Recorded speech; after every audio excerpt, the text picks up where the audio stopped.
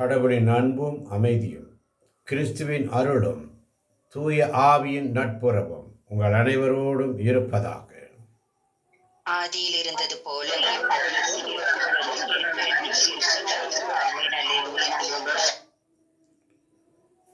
ஹல்லேலூயா, ஹல்லேலூயா, ஹல்லேலூயா.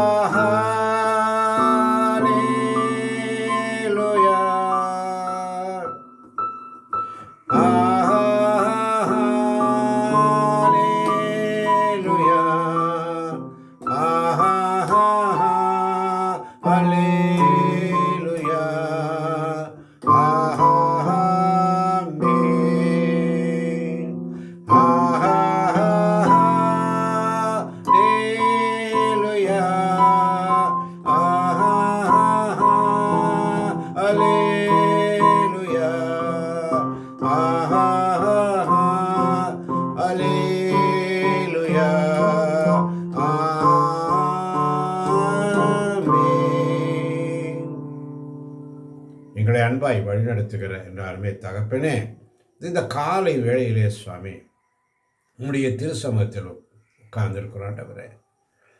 உம்மை தேடி வந்திருக்கிறோம் ஆண்டவரே. உம்மை நோக்கி வந்திருக்கிறோம்ப்பா. அதிகாலையில் என்னை தேடுவோர் என்னை கண்டுகொள்வார்கள் என்று சொல்லி உம்மை தேடி வந்திருக்கிறோம் ஆண்டவரே. உம்மை தேடி வந்திருக்கிறோம். என்னிடம் மன்றாடு, நான் உனக்கு செவி சாய்ப்பேன். நீ அறிந்திராத மாபெரும் செயல்களை, மறை உண்மைகளை நான் உனக்கு விளக்கி கூறுவேன் என்று சொன்னவர். இது அதிகாலை வேளையிலே ஆவியானவரே, இது உம்மிடத்திலே வந்திருக்கிறோம். எங்கள் நாவின் கட்டுகள் அவிழ்க்கப்படட்டும். எங்கள் நாவின் கட்டுகள் அவிழ்க்கப்படட்டும் ஆண்டவரே. உமக்கு எதிராக நாங்கள் செய்த குற்றங்கள், குறைகள் எதுவாயிருந்தாலும் அனைத்தையும் நீர் மன்னிக்கிற தேவனாக இருக்கிறேன். இதோ இந்த திருப்பாடல் 37 வழியாக நல்லார் பொல்லார் முடிவுகளை குறித்து இதோ இந்த நாளிலே தியானிக்க வைக்க கிருபைக்காய் உமக்கு நன்றி ஆண்டவரே. தீமை செய்வோரை கண்டு மனம் புழுங்காதே, பொல்லாங்கு செய்வோரை கண்டு பொறாமைப்படாதே. தீமை செய்வோரை கண்டு மனம் புழுங்காதே, அவர்கள் செய்து கொண்டே இருக்கட்டும். பொல்லாங்கு செய்வர் செய்து கொண்டே இருக்கட்டும். நீ அவர்களை குறித்து கவலைப்படாது, பொறாமைப்படாது. அதனால தான் 32ஆம் வசனம் மிக அழகாக சொல்லும், பொல்லார் நேர்மையாளரை வேவு பார்த்து கொண்டிருப்பர், அவர்களை கொன்றுவிட வழி தேடுவர். மீண்டும் வாசிக்கலாம் 32ஆம் வசனத்தை. ஆமென்.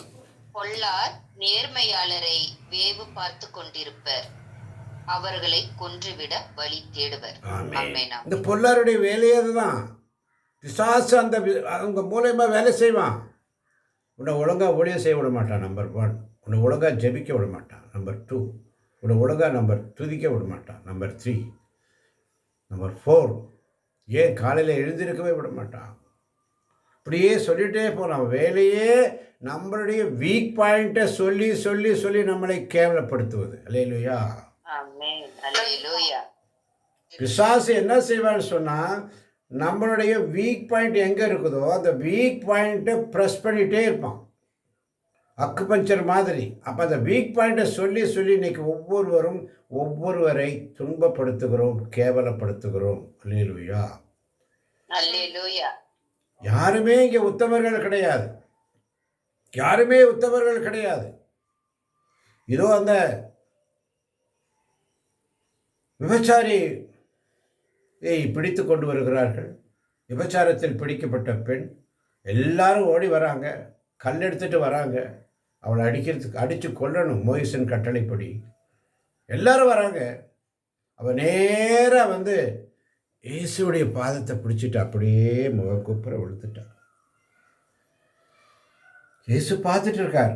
நீ என்கிட்ட வந்துட்டியா, நீ ஒன்றும் கவலைப்படாதன்னு அவர் மௌனமாக இருக்கிறார். ஆனால் கல்லெறிய வந்தவர்கள் எல்லாரும் கல்லெறிவதற்காக ரெடியாக காத்திருக்கிறாங்க. அவரை கொன்றுவிட வழி தேடினார்கள். இயேசு அவர்கள் எல்லாம் இயேசுவிட்ட கேள்வி கேட்கிறாங்க. இவள் விபச்சாரத்தில் கையும் களவுமாக பிடிக்கப்பட்டாள், இவளை கல்லால் எறிந்து கொல்ல வேண்டும் என்று சொல்லி அங்கே கூச்சலிடுகிறார்கள். சிறியோர் முதல் பெரியோர் வரை. நடந்தது என்ன? இயேசு மௌனமாக இருந்தார். ஒரு நொடியில் அங்கிருந்தவர்கள் அத்தனை பேரையும் மனமாற்றம் செய்தார்.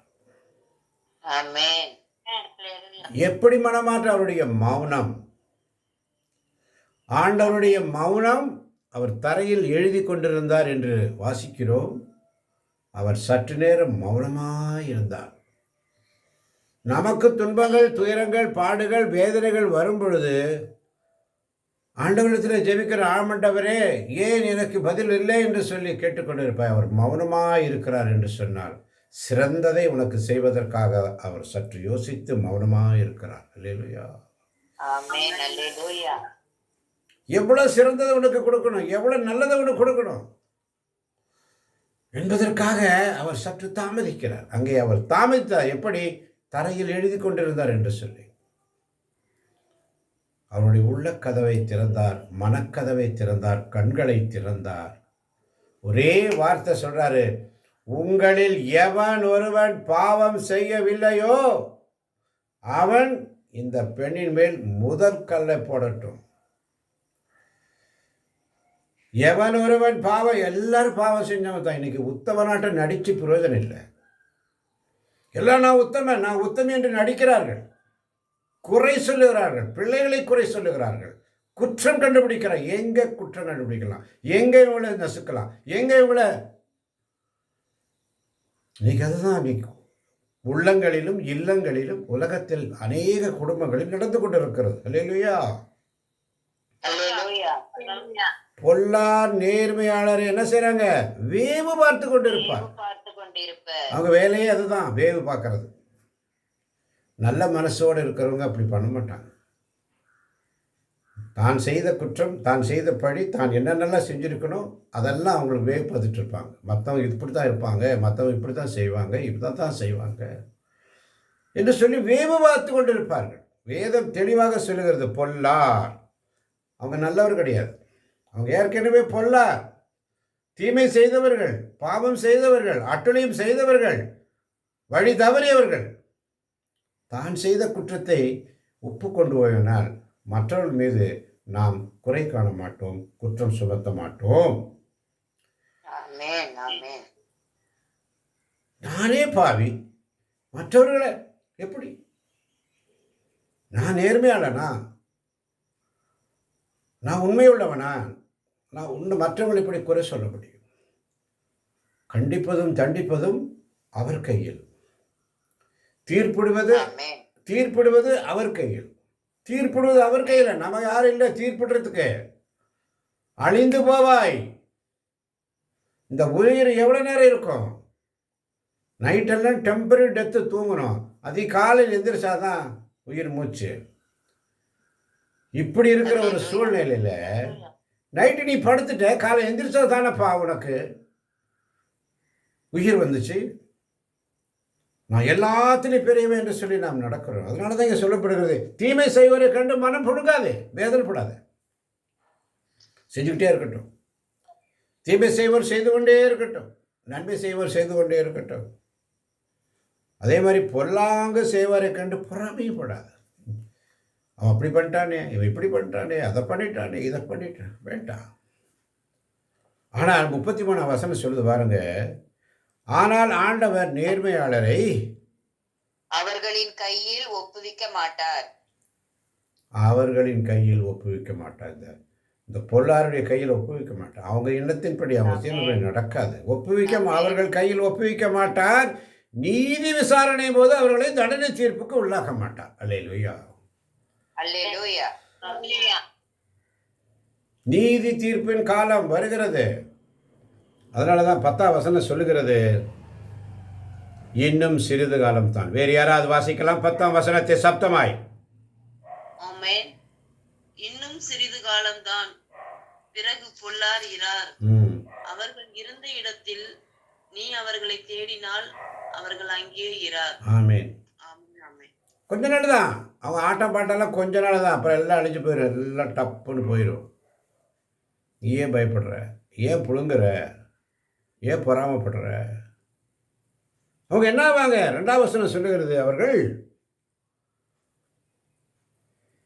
ஏனெனில் அவர்கள் புல்லை போல் விரைவில் உலர்ந்து போவர், பசும் பூண்டை போல் வாடி போவர். பஸ். ஆமென், ஆமென். அவங்க அப்படிதான், அவங்களுடைய நிலைமை அப்படிதான், தீமை செய்வரை. அதனால் நம்ம என்ன செய்யணும்? தீமை செய்வரை கண்டு மனம் புழுங்காதே, பொல்லாங்கு செய்வரை கண்டு பொறாமைப்படாது. அவரவர்கள் செய்கின்ற குற்றத்திற்கு அவரவர்கள் செய்கின்ற பலனுக்கு நன்மைகளை செய்கிற தீமைகளை செய்கின்ற நமக்கென்று ஒருவர் உண்டு, இயேசு கிறிஸ்து. அல்லேலூயா. ஆமென், அல்லேலூயா. அதனால தான் 3ஆம் வசனம் சொல்லுது. வாசிக்கலாம் வேறு யாராவது. ஆமென். ஆண்டவரை நம்பு, நலமானதை செய், நாட்டிலேயே குடியிரு, நம்பத்தக்கவராய் வாழ். ஆண்டவரை நம்பு, நலமானதை செய், நாட்டிலேயே குடியிரு, நம்பத்தக்கவராய் வாழ். ஆமென். ஆண்டவரை நம்பு, நலமானதை செய். இன்னைக்கு அந்த பிள்ளை சகாயராணி உங்களுடைய சாட்சியை சொல்லுங்க மீண்டும் ஒரு முறை சுருத்தமாய். ஆமென். நாங்க வந்துட்டு இந்த ஜெபத்துல உட்கார்றதுக்கு முன்னாடி வரைக்கும் நாங்க எவ்வளவு செஞ்சு கொண்டுட்டு போனாலும், வியாபாரத்துக்கு போயிட்டு இருக்கிறாங்க, எவ்வளவு செஞ்சு கொண்டு போனாலும் பாதி கொண்டு வந்து கீழே தான் நாங்க ஊத்திட்டு இருந்தோம். ஆனா இப்போ நாங்க தியானத்துக்கு இந்த பிரேயர் மீட்டிங் அட்டன் பண்ணி நிறைய விஷயங்கள் நாங்க கத்துக்கிட்டதுக்கு அப்புறம் இப்போ அவர் எவ்வளவு கொண்டுட்டு போனாலும் வித்துட்டு வந்துடுறாங்க. அது என்னார போனாலும் அவ்வளவும் வித்துட்டு வந்துடுறாங்க. இது கடவுளோட கிருபை. கடவுளுக்கு இதுல கோடான கோடி நாங்க நன்றி. ஆமென், ஆமென். கரங்களை தட்டி ஆண்டவரை மகிமைப்படுத்துவோம். கரங்களை தட்டி உற்சாகமாய். இயேசுவுக்கு நன்றி. ஹல்லேலூயா. ஆண்டவரை நம்பு, நலமானதை செய். நலமானது என்ன? நலமானது சொன்னா ஆண்டவர் சமூகத்தில் உட்கார்றதான் நலமானது. ஆமென். நாட்டிலேயே குடியிரு. நீ எங்க இருக்கிறியோ அங்கேயே இரு. அங்கும் இங்கும் அலைந்து திரிந்து ஓடாதே. கூகுள் மீட்டில் ஆண்டவர் அழைச்சிருக்காரா? அங்கேயே இரு. அங்கே ஓடுற, அங்கே போனால் சம்பாதிக்கலாம், இங்கே போனால் இங்கே போக வேண்டிய அவசியம் இல்லை. நாட்டிலேயே குடியிரு, நம்பத்தக்கவராய் வாழ். மற்றவர்களுடைய நம்பத்தக்கவராய் வாழ்ந்து காட்ட வேண்டும்.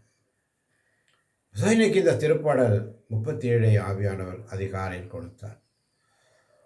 ஆமன் வாழ்ந்தவர்களே, சாட்சிகள் வழியாக இன்னைக்கு எவ்வளவோ சாட்சியங்கள் ஆண்டவனுடைய வாழ்க்கையில் செய்திருக்கிறார். அதனால தான் 34ஆம் வசனம் சொல்லுது. வாசிக்கலாம் பிரியதர்ஷினி 34ஆம் வசனம். ஆண்டவருக்காக காத்திரு. ஆண்டவருக்காக காத்திரு. எல்லாம் சொல்லுங்க, நான் சொல்றது திருப்பி. ஆண்டவருக்காக காத்திரு.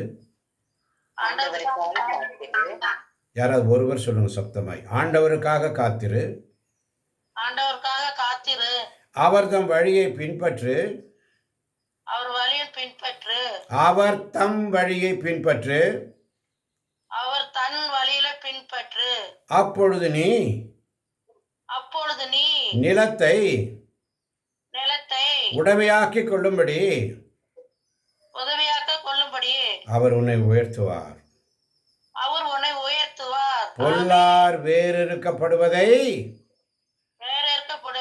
நீ காண்பாய். நீ காண்பாய். ஆமென். ஆண்டவருக்காக காத்திரு. அவர் தம் வழியை பின்பற்று. ஆண்டவருக்காக காத்திருந்து அவர் வழியை பின்பற்றுவோருக்கு அனைத்தையும் செய்து உன்னை உயர்த்துவார்.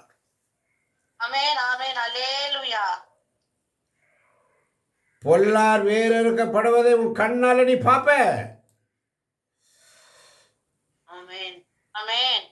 பொல்லார் வேறறுக்கப்படுவதை நீ உன் கண் முன்னாலே நீ பாப்ப. ஆமேன் சொல்லு. எல்லாரும் வாயத்திறந்துதான். எதுக்கு ஆமேன் வராது. ஆண்டவர் உங்களோடு இருப்பாராகன்னு சொன்னால் எல்லாரும் உம்மோடும் இருப்பாராக. எல்லாம் வாய் திறந்துருக்கு. ஏன்னா முடிய போகுது. பஸ் முடிய போகுது. எல்லாரும் சமாதானம் சொன்னா உடனே சமாதானம் சொல்லிட்டு கிளம்பிடுவோம். ஆண்டவருக்காக நீ காத்திரு, அவருக்காக நீ பதில் சொல்லு. இந்த உலகத்தில் நீ இருக்கிறது வாழ்நாள் எத்தனை நாள்? 100 ஆண்டா? எத்தனை ஆண்டு? எத்தனை நாள் வாழ்ந்துட போகிற நீ? எத்தனை நாள் உயிரோடு இருக்க போகிற? சிராக்கிய ஞானம் மிக அழகாக சொல்லுகிறது. எத்தனை நாள் வாழ்ந்துட போகிற நீ இந்த உலகத்தில்? அதனால தான் இங்கே சொல்லப்படுகிறது 36ஆம் வசனம், அவர்கள் மறைந்து விட்டார்கள். வாசிக்கலாம் 36ஆம் வசனத்தை. ஆனால் ஆமென். ஆனால் அவர்கள் மறைந்து விட்டார்கள், அந்தோ அவர்கள் அங்கில்லை. தேடி பார்த்தேன், அவர்களை காணவில்லை. பஸ் ஆனால் வாசிங்க. ஆனால் அவர்கள் மறைந்து விட்டார்கள், அந்தோ அவர்கள் அங்கில்லை. தேடி பார்த்தேன், அவர்களை காணவில்லை. சிறிது காலம்தான், பிறகு பொல்லார் இரார். அவர்கள் இருந்த இடத்தில் நீ அவர்களை தேடினால் அவர்கள் அங்கே இரார். யார்? எத்தனை பேருக்கு இந்த வசனம் புரிகிறது? யாருக்குமே புரியல. நல்லார் பொல்லாருடைய முடிவு. நல்லார் எப்படி இருப்பாங்க, பொல்லார் எப்படி இருப்பாங்க? அல்லேலூயா. அல்லேலூயா. நல்லார் பொல்லார் முடிவை பற்றி தான் சொல்லப்பட்டிருக்கிறது. அதனால தான் திருப்பாடல் 1 மிக அழகாக சொல்லும். வாசிக்கலாம் திருப்பாடல் 1 முதல் 3 வரை உள்ள வசனங்கள். ஆமென். நற்பேறு பெற்றவர் யார்? அவர் பொல்லாரின் சொல்படி நடவாதவர், பாவிகளின் தீய வழி நில்லாதவர், இகழ்வாரின் குழுவினில் அமராதவர். ஆனால் அவர் ஆண்டவரின் திருச்சட்டத்தில் மகிழ்ச்சி வருபவர், அவரது சட்டத்தை பற்றி இரவும் பகலும் சிந்திப்பவர். அவர் நீரோடையோரம் நடப்பட்ட மரம் போல் இருப்பார், பருவ காலத்தில் கனித்தது என்றும் பசுமையாயிருக்கும் அம்மரத்திற்கு ஒப்பாவார். தாம் செய்வதனைத்திலும் வெற்றி பெறுவார். ஆமென், ஆமென். ஆனால் பொல்லார் 4-5 வசனங்கள். ஆனால் வேறு ஒருவர் யாராவது வாசிக்கலாம். ஆனால் பொல்லார் அப்படி இல்லை. அவர்கள் காற்று அடித்து செல்லும் பதரை போல் ஆவர். பொல்லார் நீதி தீர்ப்பின் போது நிலை நிற்க மாட்டார். பாவிகள் நேர்மையாளரின் மன்றத்தில் இடம் பெறார். ஆமென், நேர்மையாளரின் ஆமென். ஆமென். தீய வழியை பின்பற்றுவோர் பொல்லார், நல்ல வழியை பின்பற்றுவோர் நல்லார். இப்போ நல்லார் பொல்லாரின் முடிவுகளை குறித்து தான் இங்கே சங்கீதம் 37 சொல்லுங்கள். இப்போ நம்பர் 1 திருப்பாடலில் மிக அழகாக சொல்லப்படும். நற்பேறு பெற்றவர் யார்? பொல்லாரின் சொல்லின்படி நடவாமலும், பாவிகளின் தீய வழி நிற்காமலும், இகழ்வாரின் குழுவில் அமராமலும், ஆண்டவருடைய திருச்சட்டத்தில் எப்பொழுதும் சிந்திக்கிறவரும் இரவும் பகலும் தியானிக்கிறவருமாய் இருக்கும் பொழுது அவருடைய வாழ்க்கை எப்படி இருக்கும்? நீரோடையோரும் நடப்பட்ட மரம் போல இருக்கும். பசுமையாய் இருப்பார். என்றும் பசுமை, என்றும் பசுமையாய். பருவ காலத்தில் கனி தருவார்கள். பருவ காலத்தில் கனி தருவார்கள். தந்து என்றும் பசுமையாக இருக்கும் அந்த மரத்திற்கு ஒப்பாவர். தாம் செய்வது அனைத்திலும் வெற்றி. அல்லேலூயா. அல்லேலூயா. ஒவ்வொரு நாளும் அவருடைய சமூகத்தில் காத்திருக்கிற பிள்ளைகள்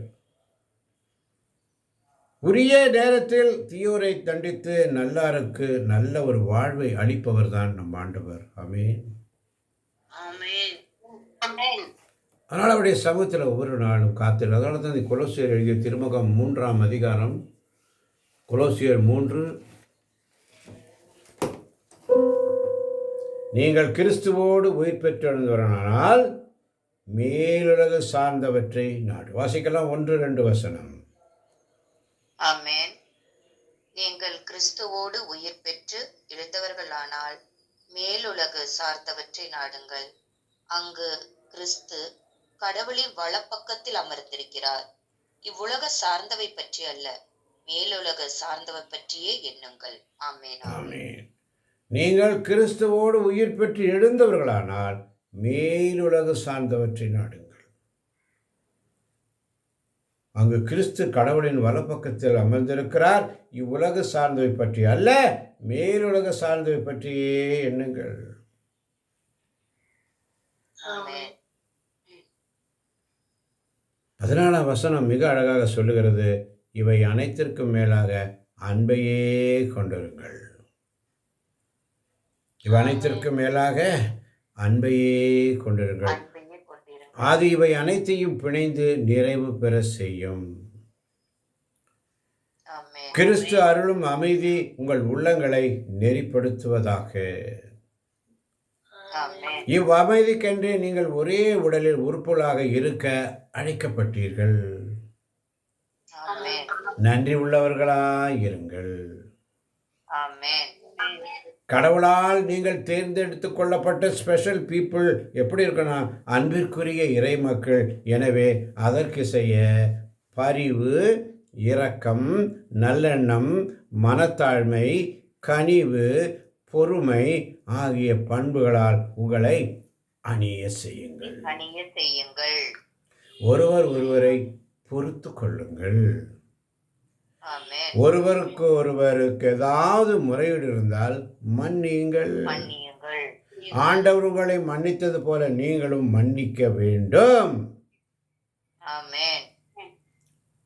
என்ற வார்த்தை ஆவியானவர் நமக்கு இன்றைக்கு கொடுக்கிறார். இதை நாம் உணராமலே இருக்கிறோம். உணர்வே இல்லாமல் இருக்கிறோம். தேவ பிள்ளைகளே,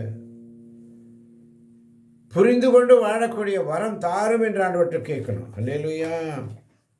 அல்லேலூயா. உணராமல் இருக்கிறோம். ஒவ்வொரு நாளும் உணராமல் இருக்கிறோம். எதுக்கு? ஆண்டவர் சமயத்தில் உண்மையா இல்லையே. அந்த உண்மைதான் அவர் விரும்புகிறார். அல்லேலூயா.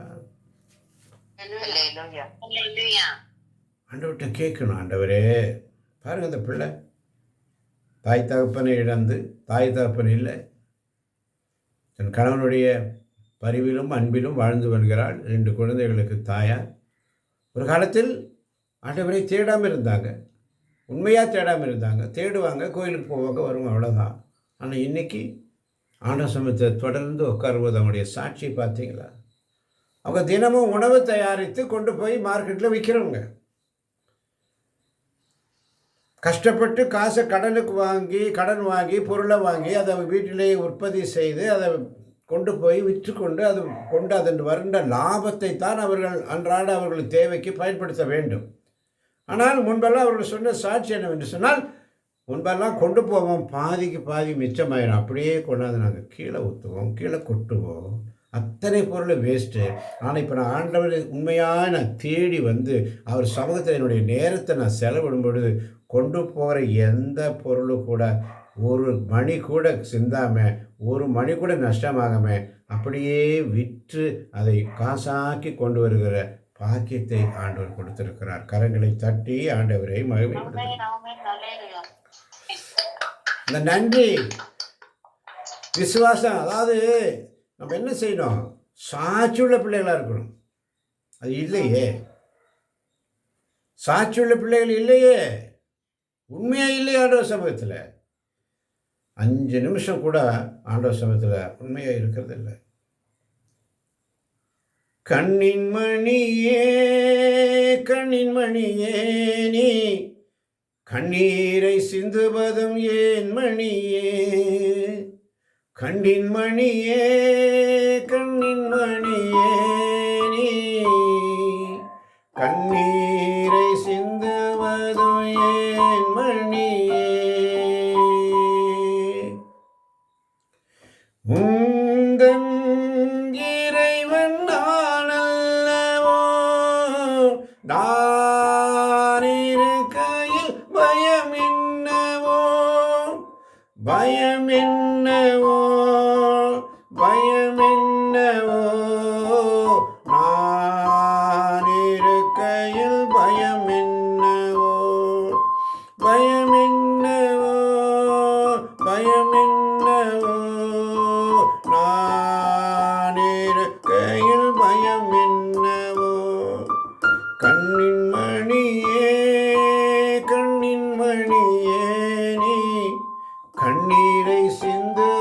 சிந்துவதும் ஏன் மணியே. நான் தந்தேன் உனக்கு உறவுகளை, நான் உனக்கு உறவுகளை தந்தேன். அந்த உறவுகள் வழியாக உனக்கு நான் வெளிப்படுத்தினேன் திட்டங்களை. இறை திட்டம் மீறி வாழ்கிறாயா? மனமுடைந்து நீயும் நிற்கிறாயா? அஞ்சாதே, நான் உன்னோடு இருக்கிறேன். ஆமென் ஆமென். உன்னை நானே மன்னிப்பேனே. நான் தந்தேன் உனக்கு உறவுகளை, அவர் வழியாய் வெளிப்படுத்தினே திட்டங்களை. இறை திட்டம் மீறி வாழ்கின்றாயோ?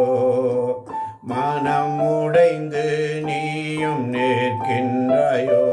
அஞ்சாதே, நான் உன்னோடு இருக்கிறேன். நான் உன்னை மன்னிப்பேனே. கைவிடப்பட்ட நிலையில் நீ இருக்கிறாய். அன்பில்லா நிலையில் என்றும் நீ வாழ்ந்து கொண்டிருக்கிறாய். எதிர்காலம் உனக்கு இருளாய் இருக்கிறதோ? பயம் உன்னை சூழ்ந்து நிற்கிறதோ? அஞ்சாதே, நான் உன்னோடு இருக்கிறேன். உன்னை நானே வாழ வைப்பேன். கைவிடப்பட்ட நிலையில் நீ இருக்கின்றாய். அன்பில்லா நிலையில் என்றும் வாழ்கின்றாய். எதிர்காலம் இருளாய் இருக்கின்றதோ? பயம் உன்னை சூழ்ந்து நிற்கின்றதோ? அஞ்சாதே, நான் உன்னோடு இருக்கின்றேன். உன்னை நானே வாழ வைப்பேன். கண்ணின் மணியே, கண்ணின் மணியே, நீ கண்ணீரை சிந்துவதும் ஏன் மணியே? கண்ணின் மணியே, கண்ணின் மணியே, நீ கண்ணீரை சிந்துவதும் ஏன் மணியே? ஆண்டவர் உங்களோடு இருப்பாராக. உமாவோடு இருப்பதாக. ஆண்டவரே இரக்கமாயிரும். இரக்கமாயிரும். கிறிஸ்துவே இரக்கமாயிரும். எல்லாம் வல்ல இறைவன் தந்தை மகன் தூயாவினும் ஒவ்வொருவரின் உள்ளங்களையும் இல்லங்களையும் பிள்ளைகளையும் பிள்ளைகளின் பிள்ளைகளையும் நிறைவாக ஆசீர்வதிப்பாராக. இயேசுவே உமக்கு நன்றி, இயேசுவே உமக்கு புகழ், இயேசுவே உமக்கு ஆராதனை.